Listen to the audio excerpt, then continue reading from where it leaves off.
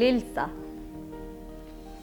एकटा बात कही, आइ एतेक साल बाद हमरो सेहनता होइत अछि जे एकटा असोरा हमरो रहितै। जतेक आइ माय दीदी काकी सब अबितथि से पहिने हमरे असोरा पर बैसतथि। मोन पड़ै छथि ओ लाल काकी।